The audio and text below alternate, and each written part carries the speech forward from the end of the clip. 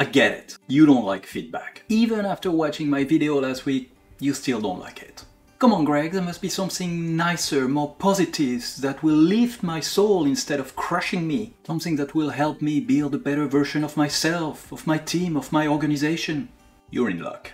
There is. It's called Feedforward, and in this video we will talk about what the heck it is and how you can apply it in different situations for yourself and at work, and how you can benefit from it. Importantly, I'll give you the tools that allow you to start using it today. So chill. This is going to be a feel-good moment. My name is Greg Angelbert. I've had about a 20-year corporate career where I went from being a trainee to eventually becoming a vice president managing director. And I started only managing myself at the beginning and eventually about 1,000 people. Today I'm a mentor, I'm a coach, and I help people, teams, organizations to basically realize what they want to achieve in their life, in their organization. Feedforward is a tool created by Marshall Goldsmith, who is probably the most famous executive coach in the world. He describes the Feedforward tool in his book called What Got You Here Won't Get You There. It's a great read. I warmly recommend reading it. The purpose of Feedforward is to seek and provide guidance, support, and direction for growth and development. The difference with feedback is that instead of looking at the past behavior, and also to have some negative connotation, Feedforward is focusing on the future development of the person in order to achieve the goals that you have for the future. And it's provided in the form of specific, actionable, and positive suggestions. Let me give you an example. When I was heading a large team a few years ago, I did a feedback exercise with about 12 people in my team, my management team. We gave feedback to each other on 3 things that we appreciated from each other and on 3 development areas. Yeah, the negative stuff. One clear feedback to me was that when I was with a group, I kept muttering when I was speaking to people.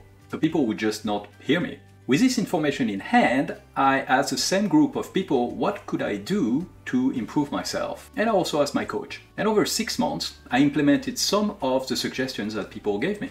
Then at the end of the 6 months, I asked them, okay, how am I doing now? And they said, it's okay, you don't need to ask anymore. You've actually managed to speak louder. One of the suggestions was to practice singing, so I could practice on, externalizing my voice. And I love doing that now. Maybe my partner doesn't appreciate it as much. The most common setting to use Feedforward is to use it for personal development, the same as I gave in my personal example. The starting point here is to know about something that you want to improve. For that, you have already asked for some feedback from people around you, or you already have in mind something that has been bugging you for a while. Or you might have received a 360 feedback from your organization organized by your company. Now that you have something that you want to improve, check inside you first. Why do you want to improve it? What is your motivation? What is the goal that you want to achieve? Because this needs to be making a big difference in your life. Then the third step is to describe what you want to change to people that you interact with the most. People who will be able to observe the change of behavior. When you express that, it sounds like,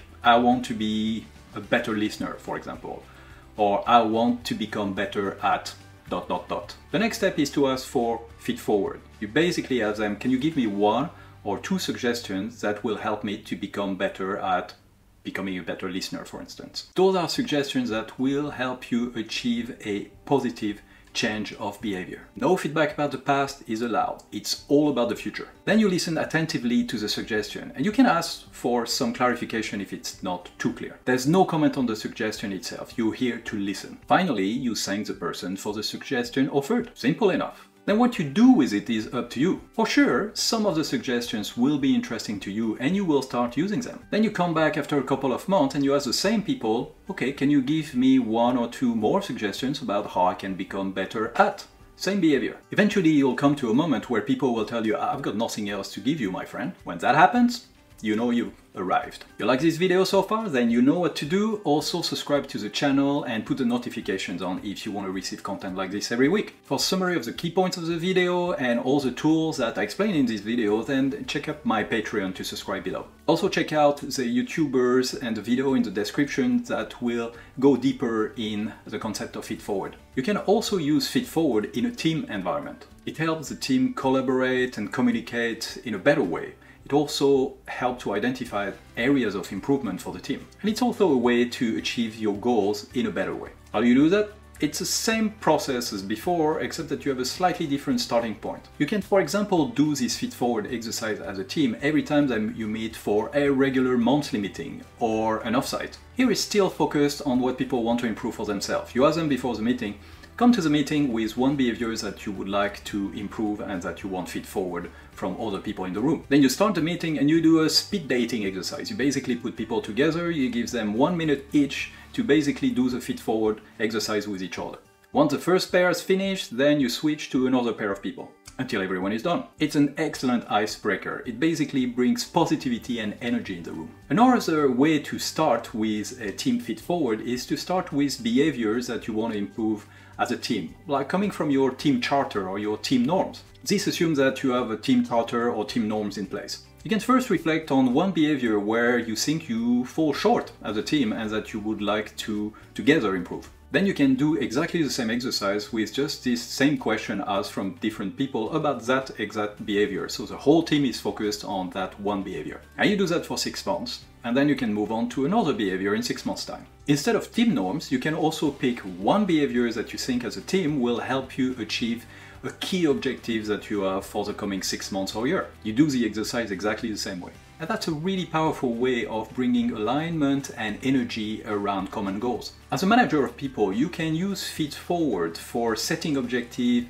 in a different way, bringing a different type of mood when you do the meeting about objective setting. Anchor the discussion about the agreed objectives that you have between the employee and you. Based on that objective, you can provide feedforward on one behavior that would help the staff, the employee, to basically achieve their objective in the best way possible. You can use the strengths that they already have, or you can use something that you think at this point they might be missing but will be useful for them to achieve this objective. Then provide a suggestion to help that behavior develop.